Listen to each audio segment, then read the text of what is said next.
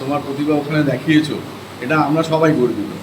হতে পারে তোমার সামনে বলিনি, তোমাকে কেউ পার্সোনালি বলেনি, আমরা সবাই একটা ব্যাক, সবাই পেছনে সবাই এটা আলোচনা করেছি এবং আমরা মনে করেছি এটা তো কিছুই করতে পারলাম না আমরা, তারপরেও মনে করেছি যে একটু মার্ক দ্য ডে, তোমার ওই এটাকে, তোমার ওই অকেশনটা তো আমরা সেই সময় ছিলাম না, কিন্তু just to mark the day যে তোমার ওরকম একটা সাকসেস।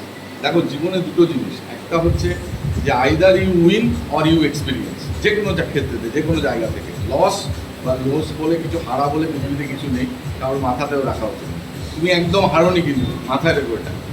আমি মনে করি যখন আমাকে ওমেশের ছবিগুলো দেখালো, I was super excited.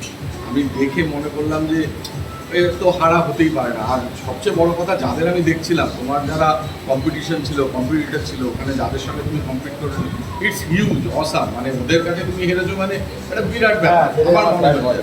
Anyway great, all the very best. আগে তুমি বাড়ো, হ্যাঁ, আমাদের শুভেচ্ছা রইল সবার, ঠিক আছে?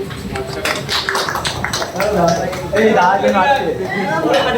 তুমি দাদাও আছে সবাই, না না দাদাও আছে আমার সাথে, দাদাও আছে যে আমার স্যার, তার সাথে আলাপ হয়ে দিচ্ছে দাদাই নেই, দাদাই না থাকতে আলাপ